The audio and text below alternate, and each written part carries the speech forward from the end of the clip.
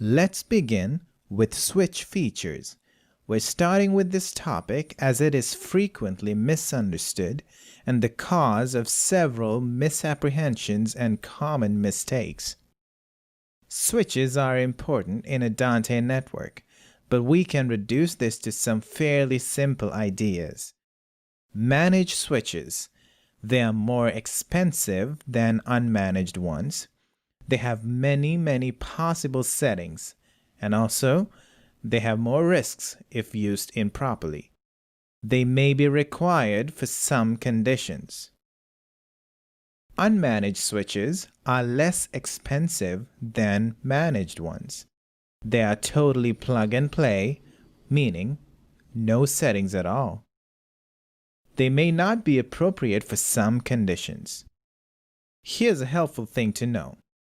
If you are only using one switch to connect your Dante devices, and if you are only using the network for Dante audio, then you don't need a managed switch.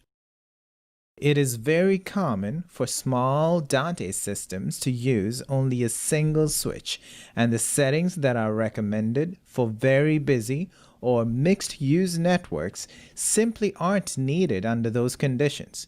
You can safely use unmanaged switches in these small networks. Let's look at some recommendations. First, start with default settings of switches. Generally, this means extra features are off.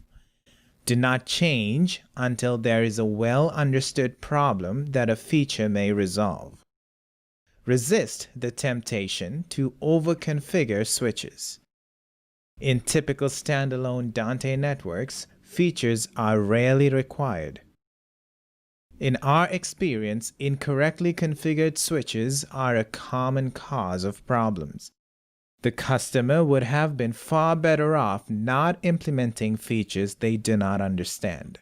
In other words, in many settings, an unmanaged switch may be a better choice than an incorrectly configured managed switch.